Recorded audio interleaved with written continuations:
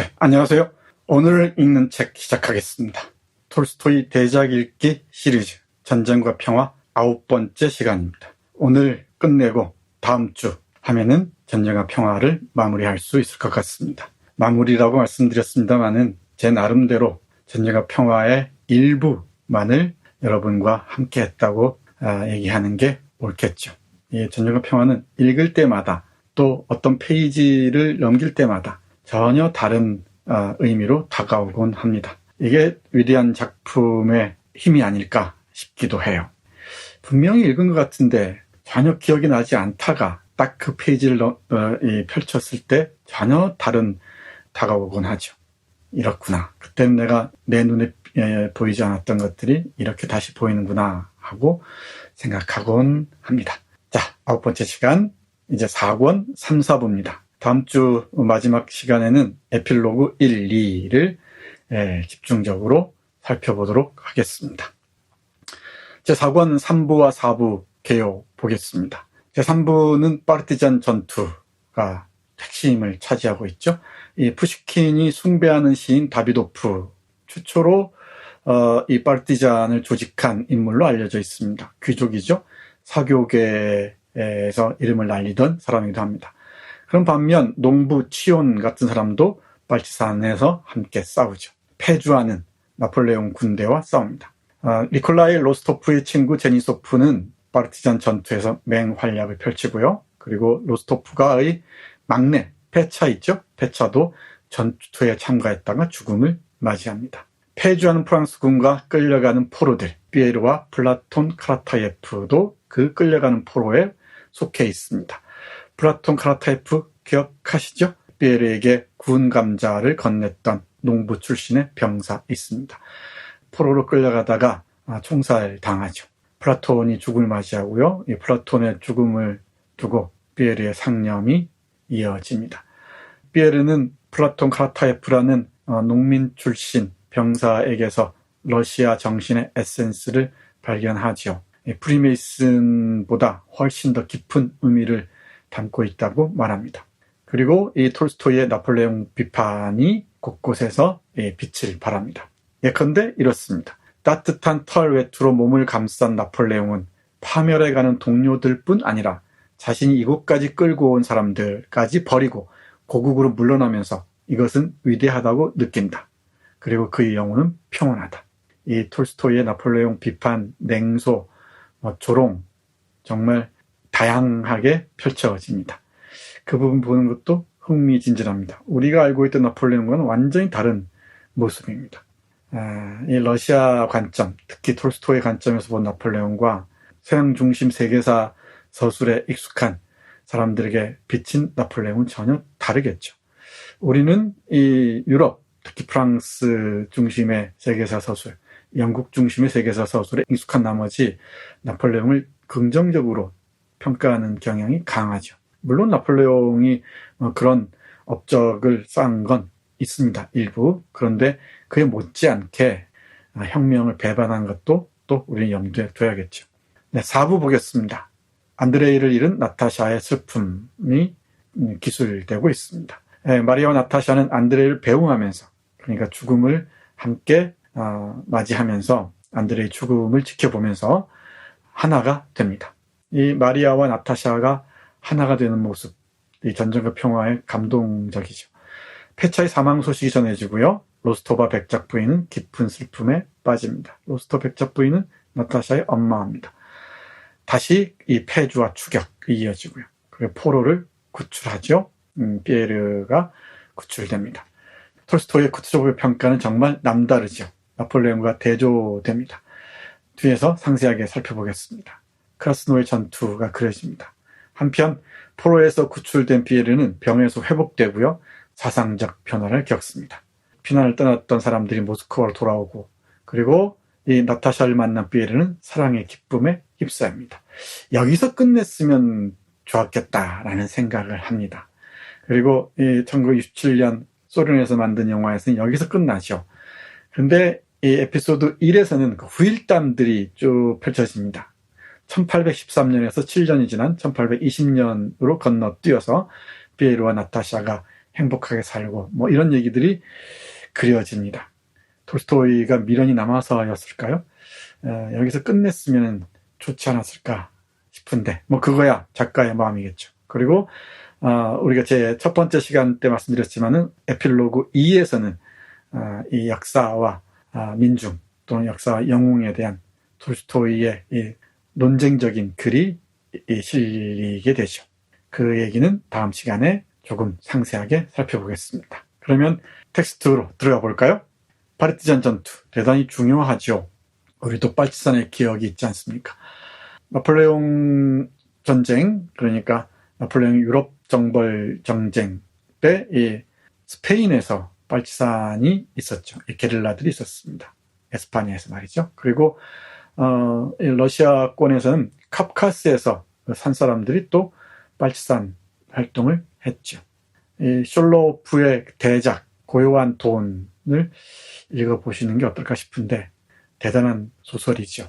큰 마음 먹고 숄로프의 고요한 돈에도 도전해 보십시오. 그러면은 톨스토이가 깊은 관심을 기울였던 카프카스 지방 사람들의 삶과 이 역사, 소용돌이를 볼 수 있을 것 같습니다. 그리고 그게 놀랍게도 한국 역사하고 또 연결이 됩니다.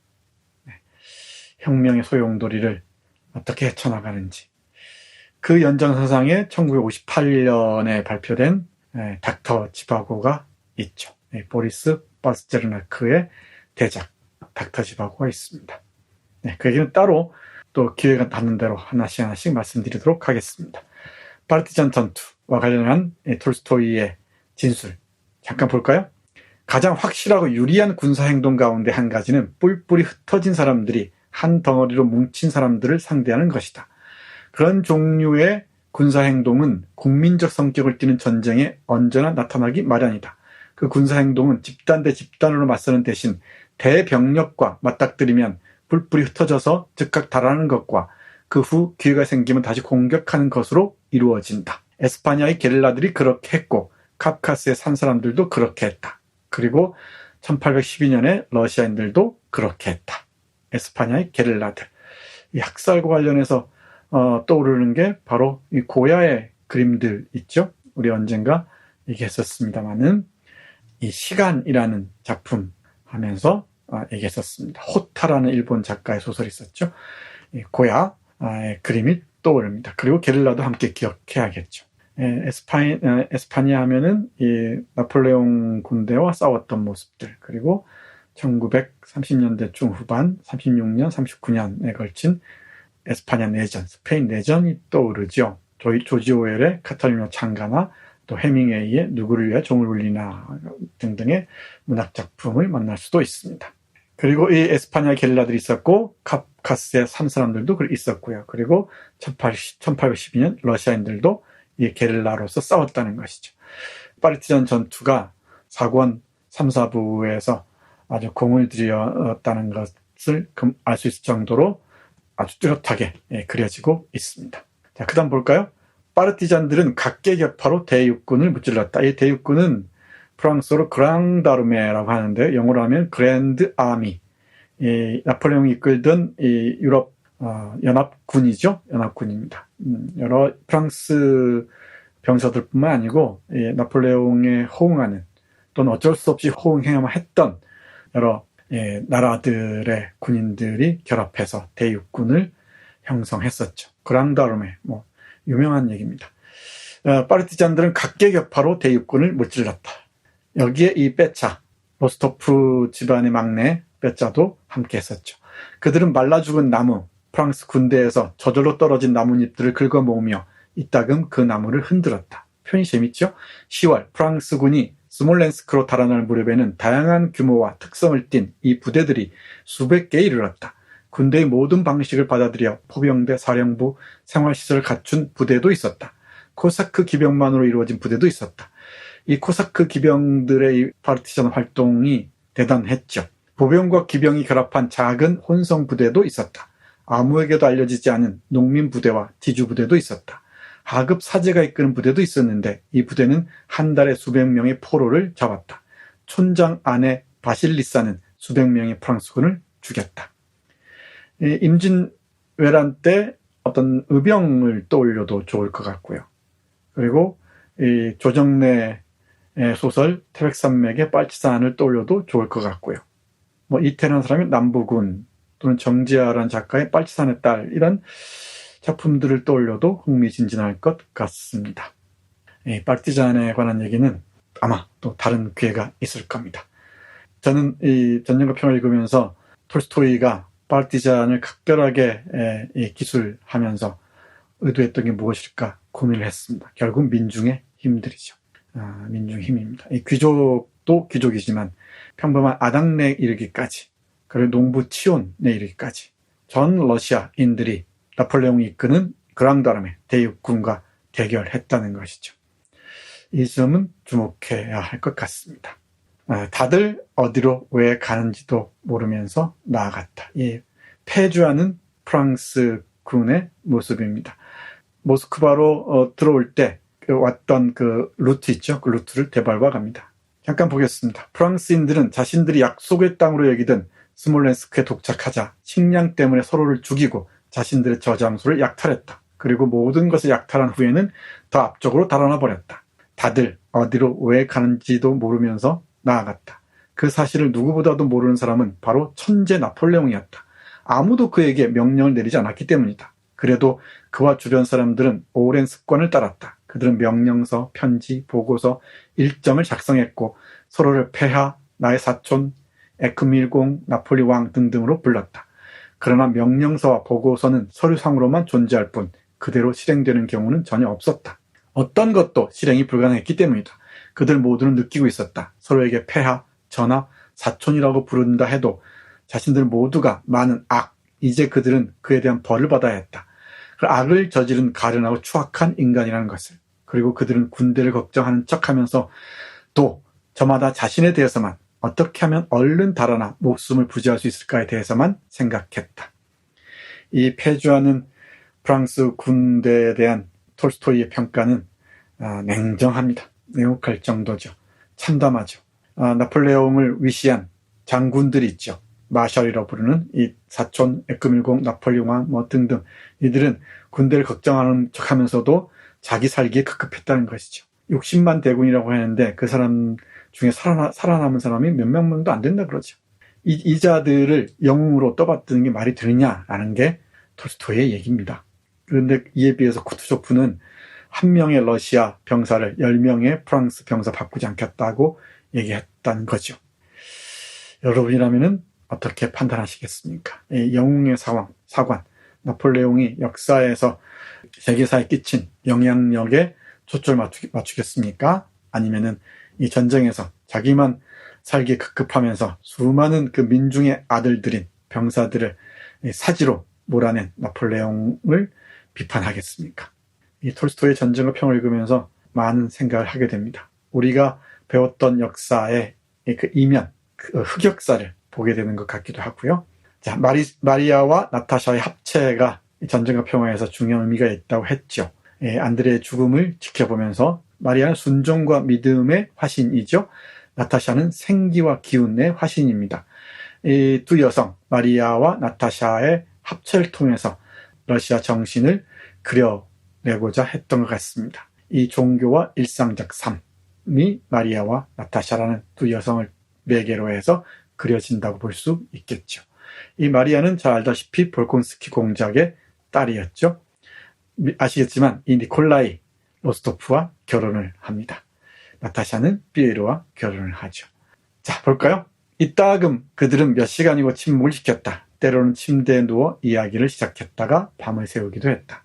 대부분 먼 과거에 대해 이야기했다. 마리아 공장령에는 어린 시절에 대해, 어머니에 대해, 아버지에 대해, 자신의 꿈에 대해 이야기했다. 그리고 그런 헌신과 순종의 삶을 그리스도교의 자기 희생이라는 시를 태어나고 무심하게 외면해온 나타샤는 이제 자신이 마리아 공장영예와 사랑으로 이어져 있다고 느끼면서 그녀의 과거도 사랑하게 되고 자신이 이제껏 몰랐던 삶의 측면들도 이해하게 되었다.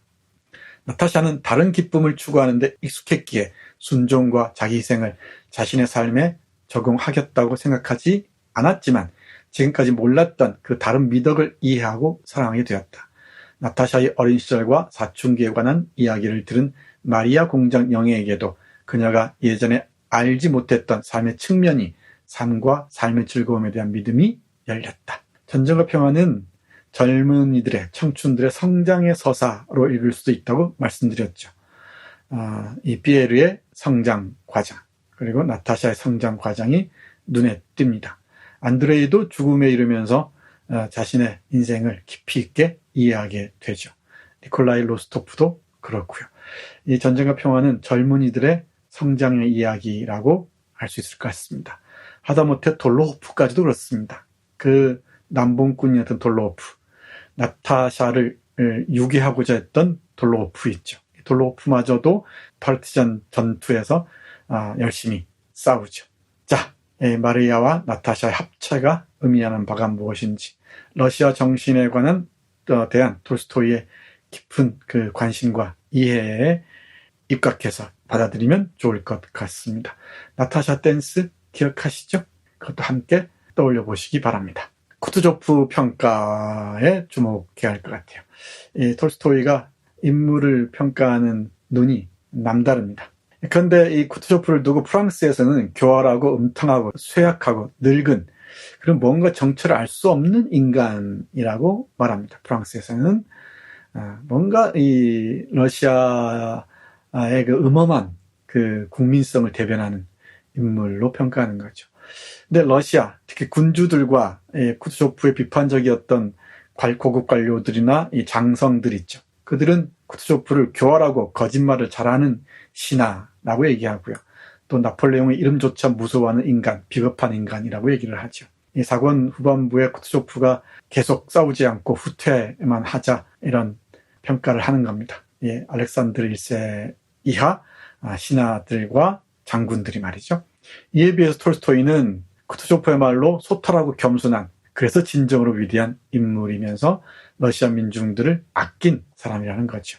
이 러시아의 느리고 넓은 이 격조를 대변하는 인물이다라고 얘기합니다. 언젠가 제가 톨스토이가 노자를 읽었다고 말씀드렸었죠. 제가 이번에 다시 사권을 보면서 느낀 건데, 이 쿠투조프의 전쟁에 관한 생각들, 이 노자 사상이 이 손자 병법에 많은 영향을 끼쳤다고 얘기를 하잖아요. 도올 선생 노자 강의를 통해서 알았습니다만은. 그리고 피에르가 이 고통스러운 시간을 바라보는 그 장면이 있거든요. 나는 그 포로의 그 생활들을 다시 하려면 다시 할 수도 있겠다. 인간이 얼마나 필요해 줄 수 있는지, 이 몸을 가진 인간으로서 그 경험을 하고 싶다. 그 비루한 지점, 낮은 지점에서 비로소 위대한 모습을 봤다. 그런 진술들 등등을 보면서 톨스토이가 노자 사상을 전쟁과 평화에 소화해냈구나라는 걸 직감했습니다. 제 직관입니다. 연구를 보거나 그러진 않았는데 톨스토이가 노자를 번역했다는 것은 알려져 있습니다. 지난 시간에 말씀드렸죠. 아마 전쟁과 평화와 노자 사상의 관련성이라는 박사 논문도 나올 법합니다. 좋은 아이디어 아닙니까? 물론 혹시 나왔는지도 모르겠습니다. 제가 모르는 이 학자가 있어서 이 노자 사상과 전쟁과 평화의 그 톨스토이 사상의 비교 연구, 여기 나왔을 법도 한데, 저는 전쟁과 평화를 다시 읽으면서 톨스토이가 노자 사상에 깊이 기울어져 있었구나라는 걸 절감했습니다. 이 노자를 읽으신 분들은 노자의 눈으로 이 전쟁과 평화를 다시 한번 보시면 어떨까 싶습니다.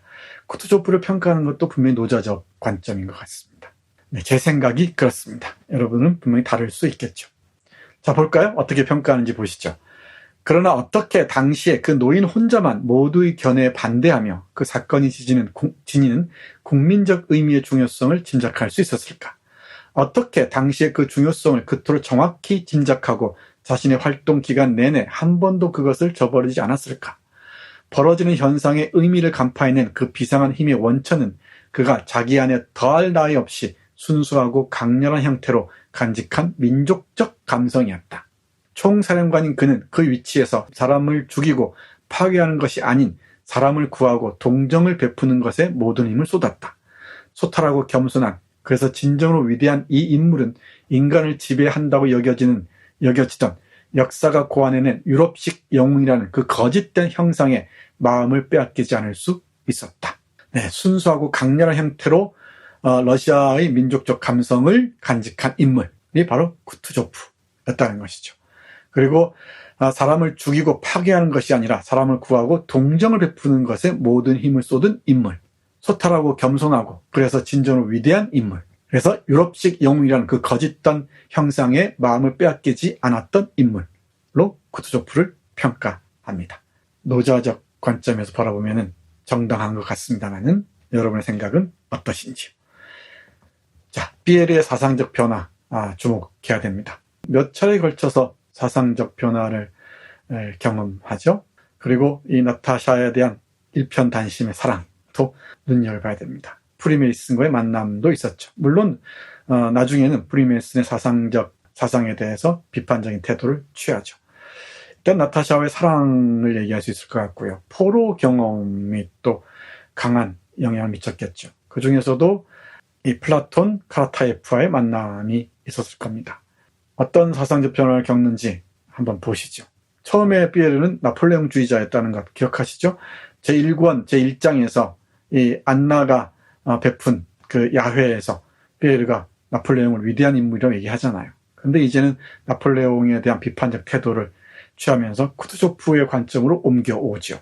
이 변화, 이 피에르의 사상적 변화, 다른 말로 얘기하자면 성장 과정에 주목할 필요가 있습니다. 그 천방지축이었던 나타샤가 마리아를 만나면서 성숙해가는 과정과 나란히 가죠. 그러면 전쟁과 평화의 큰 그림이 그려지죠. 안드레이, 피에르, 나타샤, 마리아, 거기에 니콜라이를 얘기할 수 있을 것 같기도 하고요. 물론 부정적인 인물로는 우리 엘렌, 물론 엘렌이 죽습니다만은 엘렌이 죽었을 때 피에르는 긴 안도의 한숨을 내쉬죠. 그리고 돌로호프라는 인물들, 그리고 또 아나톨이라는 인물이 있죠. 앞에서 제가 이 나타샤를 유괴하려고 했던 인물 돌로호프라고 얘기했는데 돌로호프가 아니고 아나톨이었죠. 네, 정정합니다. 자꾸 제가 이렇게 엉뚱한 소리를 할 때가 있습니다. 여러분들이 잘 듣고 있는지를 보기 위해서 의도적으로 실수를 하는 것이라고 제가 뭉치곤 합니다만은 네, 양해해 주시기 바랍니다. 자, 피에르의 사상적 변화, 나폴레옹주의자에서 러시아의 시민을 들여다보는 일상에서 깊은 그 인간 관계를 헤아릴 줄 아는 그런 인물로의 변화. 보시죠. 그는 지성의 망원경으로 무장하고 먼 곳을 아련한 안개에 가려 그 저급하고 현세적인 것이 단지 또렷하게 보이지 않는다는 이유로 위대하고 무한하게 여겨지던 그곳을 응시했다. 유럽의 삶, 정치, 프리메이슨, 철학, 박애주의가 그에게는 그런 식으로 보였다. 그러나 그가 자신의 약점으로 여기던 그때 그 시절에도 그의 지성은 그 먼 곳을 꿰뚫어보고 그곳에서 똑같이 저급하고 현세적인 것을 보았다. 그러나 이제 그는 모든 것에서 위대하고 영원하고 무한한 것을 보는 법을 터득했다. 따라서 그것을 보기 위해 그 관조를 즐기기 위해 그가 망원경, 그는 이제껏 그것으로 사람들의 머리 너머를 바라보았다. 를 버리고 주변에 끊임없이 변하는 영원히 위대하고 심원하고 무한한 삶을 즐겁게 관조하는 것은 당연한 일이다. 그 삶을 가까이 들여다볼수록 그는 점점 더 평온하고 행복해졌다. 이전에 그의 모든 지적 구축물을 파괴하던 왜라는 무서운 질문은 이제 그에게 존재하지 않았다. 이제 왜라는 그 질문에 대해 그의 마음속에는 언제나 다음과 같은 단순한 답변이 준비되어 있었다. 하느님이 존재하기 때문에. 하느님의 뜻이 없이는 사람의 머리에서 머리카락 한 올도 떨어지지 않기 때문에. 대단하죠? 지성의 망원경으로 멀리만 바라보면서 이 현세를 비루하고 저급하다고 냉소했던 이 피에르가 가까운 삶에서, 가까운 풍경에서 위대한 삶의 모습들을 이겨낸다는 것.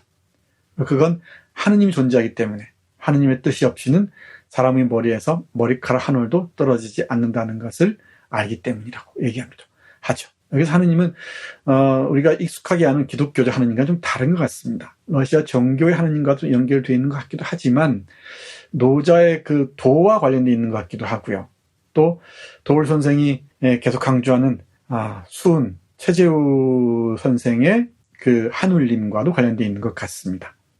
이런 점들을 비교하면서 보는 게 정말 흥미롭습니다. 이 피에르 사상적 변화 정말 주목해야 됩니다.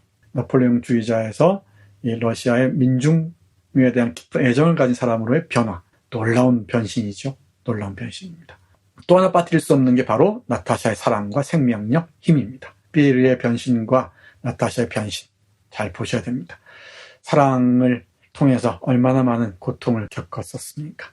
보리스와의 풋사랑에서 시작해서, 그리고 이 안드레이와의 사랑, 그리고 이 아나톨과의 그 광기 어린 사랑이 있었죠. 그리고 피에르와의 사랑까지. 보겠습니다. 모든 것, 얼굴과 걸음걸이와 눈빛과 목소리, 이 모든 것이, 그녀의 모든 것이 갑자기 변했다. 그녀 자신에게도 뜻밖인 생명력과 행복에 대한 소망이 표면으로 떠오르며 충족을 요구했다. 첫날 저녁부터 나타샤는 마치 자신에게 일어난 일을 전부 잊어버린 것 같았다. 피에르가 모스크바로 돌아온 나타샤와 마리아를 만나고 난 이후입니다. 그 이후로는 한 번도 자신의 처지를 불평하지 않았고, 과거에 대해 한마디도 하지 않았으며, 미래에 대해 즐거운 계획을 짜는 것도 더 이상 두려워하지 않았다. 마침내 눈을 떠 나타샤를 사로잡은 생명력은 분명 너무나 정하기 힘든, 본인조차 전혀 예상하기 못한 힘이었다. 그랬기에 나타샤가 눈앞에 있을 때면 마리아 공장령에는 마음속으로라도 그녀를 비난할 권리가 자신에게 없다고 느꼈다. 됐죠? 피에르와 나타샤의 성장 과정에게 대미를 장식하고 있습니다. 나타샤와 피에르의 만남. 네, 전쟁과 평화의 대작은 이렇게 마무리가 됩니다. 처음에는 시작할 때는 아득했는데 여기까지 오니까 그래도 전쟁과 평화의 그림이 보이죠? 아마 읽지 않으셨어도 전쟁과 평화의 전체적인 윤곽이 잡혔었을까 생각하는데 제 바람이겠죠. 가능하면은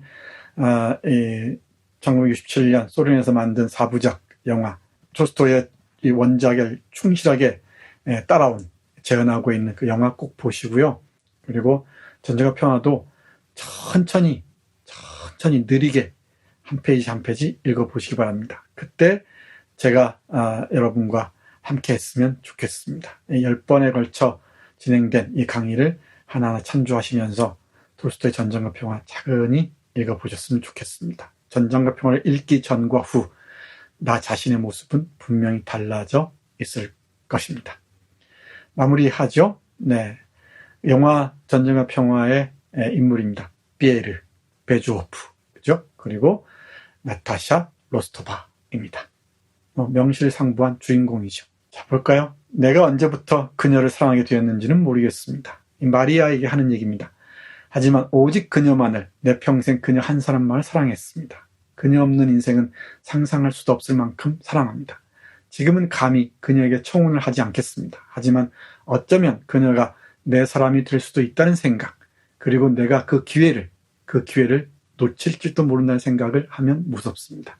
말해주십시오. 내가 희망을 가져도 될까요? 어떻게 하면 좋을지 말해주십시오. 공작 영예. 이 공작 영예는 마리아 볼콘스카야 공작 영예입니다. 안드레이의 동생 있죠? 네, 마지막에 와서 그것도 마리아를 경유해서 나타샤에게 고백합니다. 이게 전쟁과 평화의 마무리입니다. 어떻습니까? 이 전쟁과 평화를 일단 마무리하겠습니다. 다음 시간은 후일담 얘기고요. 가벼운 마음으로 톨스토이의 전쟁과 평화에 대한 그 사유를 보도록 하겠습니다. 그동안 참 고생 많이 하셨습니다. 네, 톨스토이 대작 읽기 전쟁과 평화 4권 3부와 4부 마무리하겠습니다. 다음 시간에 다시 만나죠. 함께해 주셔서 고맙습니다.